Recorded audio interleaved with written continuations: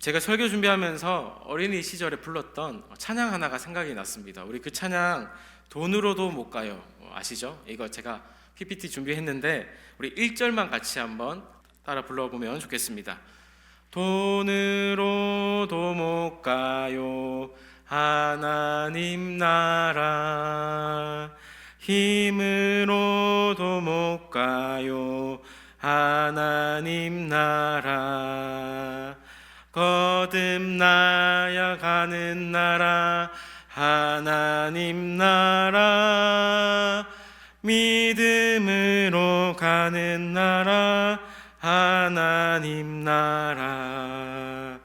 1절이었어요. 2절, 3절 제가 가사로 한번 그냥 들려드리겠습니다. 벼슬로도 못 가요, 지식으로 못 가요, 어여뻐도 못 가요, 마음 착해도 못 가요 하나님 나라. 이런 이제 가사의 찬양인데 참 멜로디도 쉽고 익히기 쉬운 것 같은데 참 깊이 있는 찬양입니다. 우리는 예수님을 믿고 이 하나님의 나라를 모두가 경험하면서 살아가고 싶어 합니다. 그래서 각자 자기 나름의 노력을 합니다.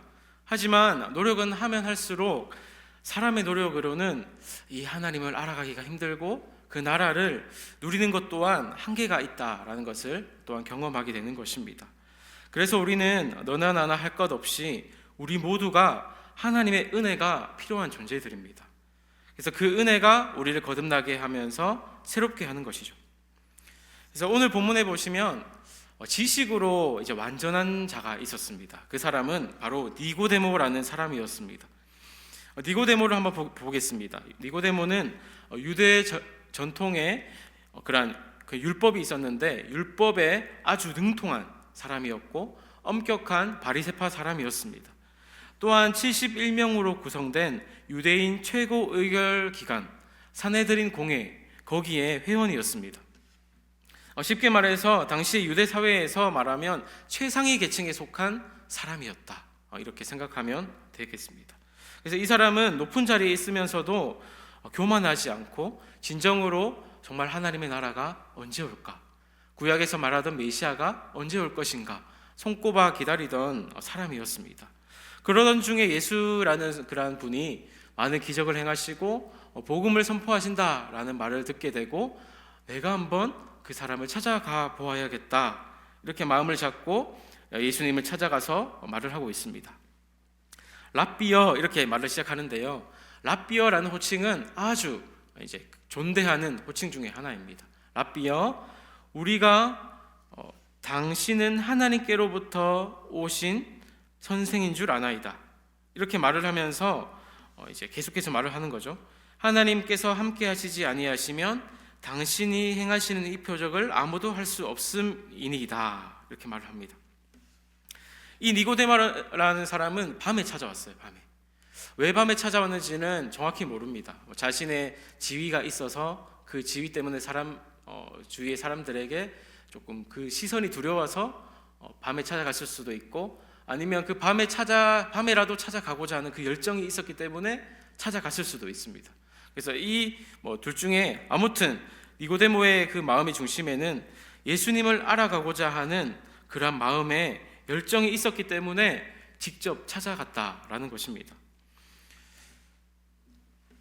그리고 계속 말을 합니다. 행하시는 표적이 하나님이 함께 하지 않으시면 결코 할 수 없다, 이것도 고백하고 있는데요. 마찬가지로 우리도 이처럼 살아가면서 예수님을 믿고 나아갈 때에 니고데모처럼 좀 마음에 어떻게 보면은 내려놓는 자세라 해야 될까? 그러한 마음에 조금 예수님 앞에서 자존심을 조금 내려놓는 그러한 모습이 우리에게도 필요한 것입니다. 그래서 니고데모가 사실 그 최고 의결 그러한 기관에 있었고, 그리고 또 사람들에게 존경받는 위치에 있었고, 자신이 이때 동안 그렇게 쭉 살아가면 사실 아무 문제가 없어요.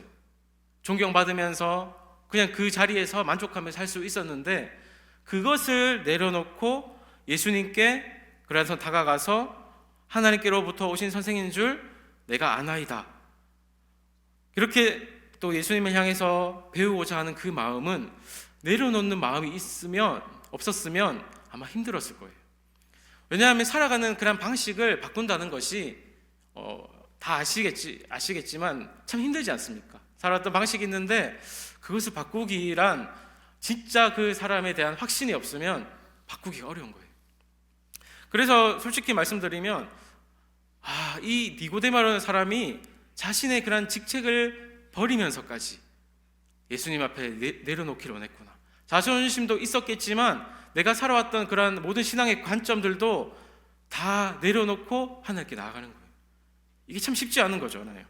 그런데 이 니고데모라는 사람은 어떻게든 내가 하나님의 아들 예수 그리스도를 알고 그 하나님의 나라를 알고 싶어서 자신의 모든 것을 다 내려놓고 하나님 앞에 나아가는 것입니다.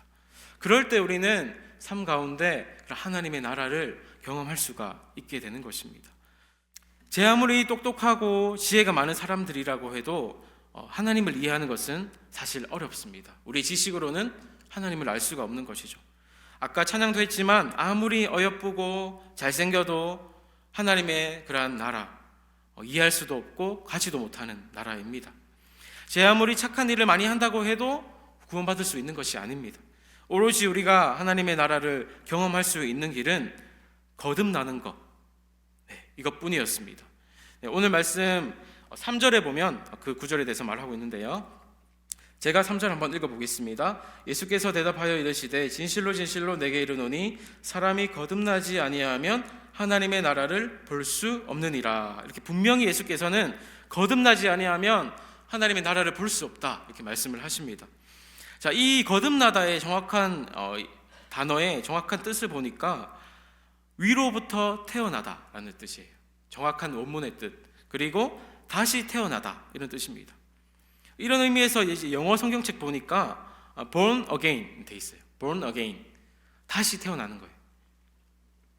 니고데모는 처음에 이 언어를 이해할 수가 없었습니다. 어떻게 내가 이미 태어났고 나이도 많고 늙었는데 다시 태어날 수가 있겠습니까? 이렇게 예수님께 물어본 거죠. 어머니의 태안에 다시 들어갔다가 2번 태어나야 되는 것입니까? 이렇게 질문을 합니다. 그런데 예수님께서는 항상 말씀하실 때 영의 언어 그리고 비유로 많이 말씀을 하셨습니다. 그래서 우리는 육신을 입고 살아가기 때문에 이 하는 말이 그대로인 줄 알아요. 다시 태어나야 된다면 어떻게 다시 태어나지? 우리는 이렇게 생각을 하시잖아요. 그런데 예수님께서는 항상 영의 말씀을 하시죠. 그래서 생각해 봐야 되고 어떤 뜻일까 생각해 보면 그때서야 알게 되는 것입니다. 자, 그러면 예수님께서 말씀하신 그 뜻, 거듭의 의미는 5절에 있습니다. 우리 오늘 읽으신 5절인데요. 5절 한번 같이 읽어보시면 좋겠습니다. 5절입니다. 시작.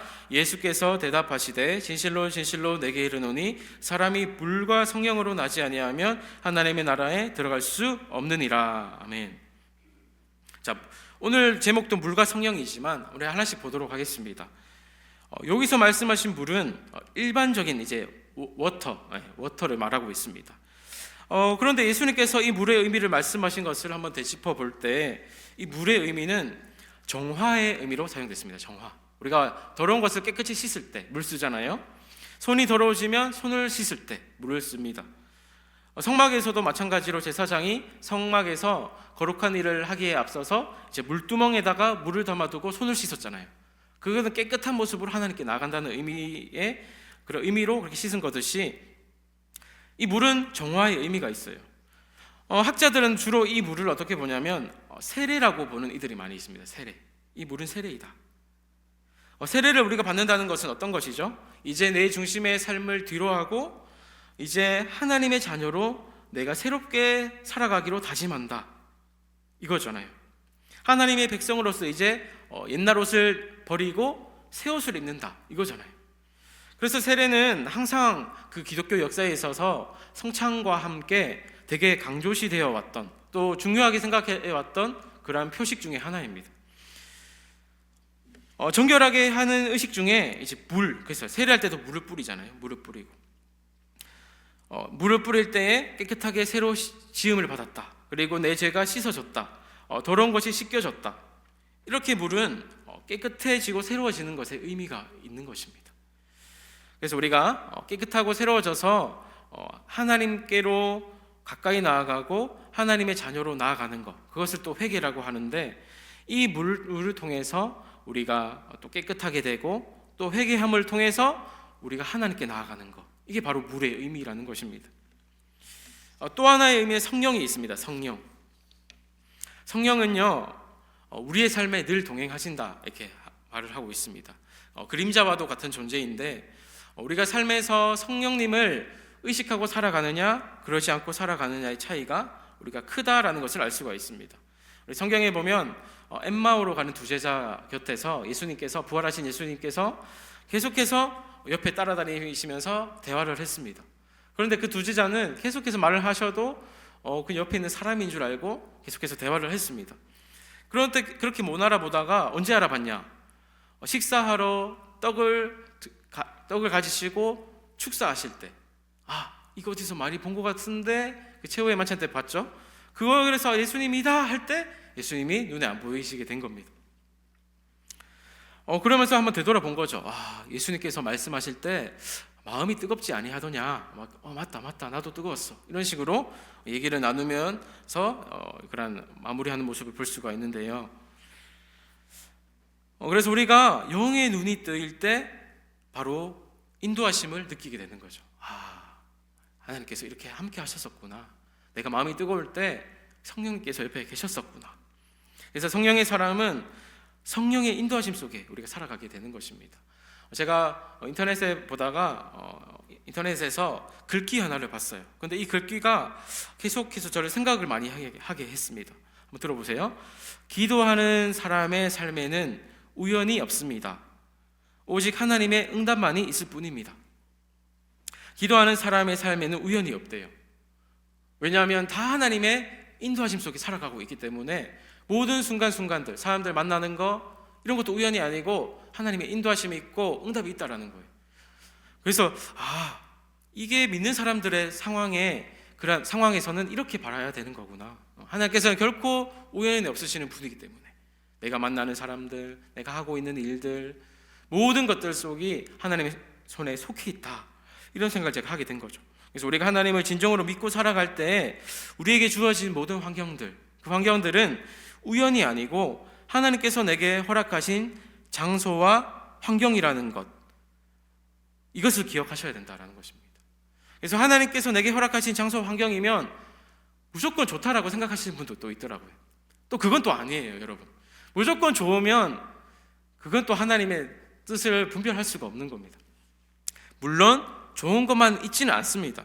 그런데 그러한 좋지 않은 상황 속에서도 하나님의 인도하심을 구하면서 나아갈 때 하나님을 경험하는 것, 그것이 바로 하나님과 동행하는 삶인 것입니다. 요셉의 삶을 한번 보겠습니다. 17세의 어린 나이에 형들에게 팔려갔을 때, 육신의 눈으로만 보면 참 하나님 믿고 잘 살아가는데 왜 형들에게 버림받고 상처받고 이렇게 살아가야 되냐, 우리 이렇게 볼 수 있잖아요. 그래서 정말 배신감에 분노 쌓여서 나중에 형들을 죽일 수도 있었고, 그 감정에 자기가 못 이겨서 그 분노의 감정에 평생 시달리면서 살아갈 수도 있었던 거예요. 근데 그 요셉은 그러지 않았고, 모든 상황, 이것도 하나님께서 내게 허락하신 상황이겠구나, 이 팔려가게 하신 것도 하나님의 뜻이 다 있는 거구나, 이렇게 생각하고 늘 기도하면서 나아갔을 때 성경에는 요셉의 삶을 형통하게 하셨더라, 어디를 가든지, 이렇게 말씀을 하고 있습니다. 그래서 국무총리의 자리에 이르기까지 하나님은 정말 놀랍게 인도하시는 것을 보게 되는 것입니다. 그래서 나중에 형들을 만났을 때 형들은 자신을 죽일까 두려워하는데 요셉은 이렇게 말했던 거예요. 형들, 나를 이리로 보낸 이는 당신들이 아니요 하나님이시라, 이렇게 말씀하셨어요. 이런 고백을 한 거는 진짜 요셉이 하나님을 바라봤던 사람이라는 거예요. 하나님께서 나를 인도하셨다, 이렇게 고백하고 있잖아요. 그래서 저는 요셉을 볼 때마다 어떻게 이 모든 상황들을 이겨냈는지 참 대단하기만 합니다. 가족들에게 버림을 받았을 때에도 참 상처가 참 어린 나이에 쉽게 지워지지 않았을 거예요. 계속 10대 꼬리표처럼 물고 다니면서 어떻게 형들은 니를 버리냐, 좌절하면서 살아라, 형들을 평생 복수하는 마음으로 살아라. 그래서 하다가 이러면 안 되지, 하나님 붙들고 나아가야지 하면 또 은혜 받다가 또 육신의 감정으로 돌아오면 복수해야지 저놈들, 내가 얼마나 상처받고 힘들었는데. 또 이런 감정들이 왔다가도 또 하나님의 주시는 감정들이 와서 또 평안해서 또 용서해야 된다, 이런 감정들. 저는 아마 요셉이 이렇게 살아갔을 것 같다 생각이 듭니다. 하지만 이 아픔과 상처는 어떻게 해결될 수 있었을까요? 바로 국무총리가 되고 상황을 되돌아봤을 때 하나님이 나를 통하여 우리 식구들을 애굽으로 인도해서 그 흉년으로부터 지켜주셨구나, 이것을 깨달았을 때 그 하나님의 일하심을 봤잖아요. 그때 자신의 받은 상처가 다 사라지게 되었던 것입니다.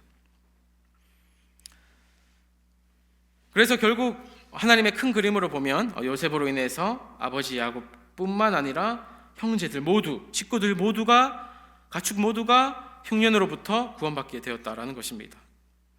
그래서 형들의 미움으로 인해서 버림받았던 것만 같은 그 요셉의 모습, 그리고 죽은 줄로만 알았던 그 요셉의 모습을 통해서 하나님께서는 그의 가족을 놀랍게 구원받게 하셨습니다. 이것이 바로 하나님께서 일하시는 방식입니다. 그래서 이런 식으로 볼 때 우리가 하나님이 일하시는 방식은 신기할 수밖에 없어요. 그래서 우리 주위에 제가 학교 다닐 때 동기들을 봐도 제가 무슨 사역을 하겠나, 학교에서 모습을 보면 좀 한심할 때가 있거든요. 그런데 그런 애들이 사역하는 거 보면 진짜 잘한대요. 그래서 역시 사람의 눈으로 판단하는 게 아니구나, 하나님의 일은 하나님이 하시기 때문에 내가 함부로 결정할 수 없는 거구나, 겸손하게 되더라고요. 그래서 우리 주위의 사람들 보실 때도 나의 눈으로 보시지 마시고 하나님의 방법은 어떻게 쓰실지 몰라요. 그래서 항상 사람을 대할 때도 그런 걸 생각하면 겸손하게 대할 수 있게 되는 것입니다. 그래서 우리가 성령께서 일하시는 그런 방식에 따라서 살아가는 우리의 모습이 되었으면 좋겠는데요. 성령이 일하시는 방식은 8절에 있습니다. 8절. 우리 한번 8절 다 같이 읽어보도록 하겠습니다. 8절 시작. 바람이 임의로 불매 내가 그 소리는 들어도 어디서 와서 어디로 가는지 알지 못하나니 성령으로 나는 사람도 다 그러하니. 자, 성령의 사람을 이제 바람에 비유하고 있잖아요. 그래서 바람은 우리 눈에 보이지 않아도 존재하는 것을 우리가 알고 있습니다. 우리가 이번에 그 큰 피해를 줬던 LA 산불, 정말 돈으로 셀 수 없는 수십조인가? 100조까지 갔나요? 그만큼의 큰 피해를 낳은 이유 중에 하나가 바로 강풍 때문이었어요. 강풍 때문에 더 많이 번지게 되고 지금까지도 아직 진화를 완전히 못했잖아요. 엄청 큰 피해를 입혔는데 그 보이지 않는 강풍이 바람의 위력을 더한 거잖아요. 마찬가지로 성령께서도 우리 믿는 자들의 삶 속에 거세게 오실 때가 있어요. 거세게 오시다가도 또 어떨 때 보면은 느껴지지 않을 때도 있잖아요.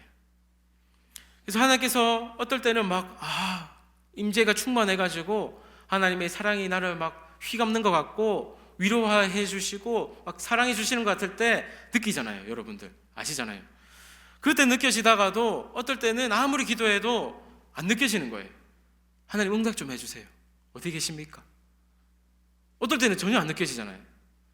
그래서 성령도 이와 같은 거예요. 어느 때는 느껴지다가 느끼지 않는 거. 성령의 그러한 임재는 하나님의 그러한 뜻대로 이제 임재되기 때문에 그렇게 우리가 삶 속에 느낍니다. 또 바람의 특징은 존재하지 않는 것 같지만 존재하는 거예요. 성령도 마찬가지죠. 존재하시지 않는 것 같지만 우리 삶에 존재하십니다. 어려운 상황 속에서 혼자 있다고만 생각되는 거예요. 이렇게 힘든데 하나님은 어디 계시냐? 살아계신 거 맞냐? 하지만 그 상황 속에서도 하나님을 생각하고 인내함으로 구함으로써 버티면 하나님의 위로가 그 사람에게 임하는 것이에요. 그것을 또 느끼게 되는 거죠. 그래서 성령께서는 느껴지지 않을 때도 있잖아요. 있음에도 불구하고 그때도 여전히 성령을 의지하며 나아가실 때 갑자기 또 힘이 확 생기는 그런 경험을 우리는 하게 될 것입니다. 자, 또 바람 같은 성령의 특징은 누구나 경험할 수 있게 존재한다라는 것입니다. 자, 바람은 특정한 사람에게 가는 거 아니에요. 내가 저 사람에게만 가야겠다 하고 바람에 쑥 가는 게 아니고 바람은 모든 사람이 느낄 수 있도록 바람이 다 부는 거예요. 마찬가지죠. 자, 성령도 세상 모든 사람이 느낄 수 있도록, 특별히 믿는 사람은 모두가 느낄 수 있도록 해주시는 거예요. 그래서 그 성령을 우리가 다 주시는데 어떤 사람은 느끼고 어떤 사람은 느끼지 못한다라는 거예요. 이 차이가 있는 거예요. 그래서 우리가 성령께서 이왕 이렇게 신앙생활 하시는 거 느끼면서 신앙생활 하시는 우리 여러분들 되시길 소망합니다. 성령님의 도우심이 느껴지면 그 상황을, 사실 어려운 상황이 있다고 하지만 인내함으로 이겨내 나갈 수가 있어요. 그런데 느껴지지 않는다면, 예수님 믿으면서도 느껴지지 않으면 또 그것만큼 또 답답한 것도 없잖아요. 그래서 우리가 이왕 신앙생활 하실 때 성령님을 이제 느끼면서 또 그냥 경험하시면서 살아가는 거예요. 그래서 우리가 물과 성령으로만 하나님의 일을 경험할 수 있고 깨달을 수 있게 된다라는 것입니다. 그래서 우리가 믿는 우리가 사실 하나님을 경험하면서 우리 살아가는 것이 사실 축복인 것입니다. 하나님의 나라를 경험하는 것은 앞에도 말씀드렸지만 지식으로도 안 되고 외모로도 열정으로도 능력으로도 되는 것이 아닙니다. 오직 물과 성령으로, 물처럼 정결함, 그런 자세로, 또 회개하는 마음으로 나아가요. 또 성령의 인도하심이 있을 때에만 우리가 믿는 자로서 그러한 삶을 살아갈 수가 있게 된다는 것입니다. 그래서 저도 마찬가지고요, 우리 여러분들도 마찬가지로 그러한 주님을 날마다 의지하면서 하나님의 나라를 누리면서 주어진 삶을 살아내는 여러분들이 되기를 소망하며, 우리 마지막 옆에 계신 분들을 위해서 한번 쳐다보시고 인사하겠습니다. 정결하게 살아갑시다. 한 번 더 인사하겠습니다. 성령님을 의지합시다. 네, 아멘이시죠? 네, 그렇게 살아가는 우리가 되길 소망합니다.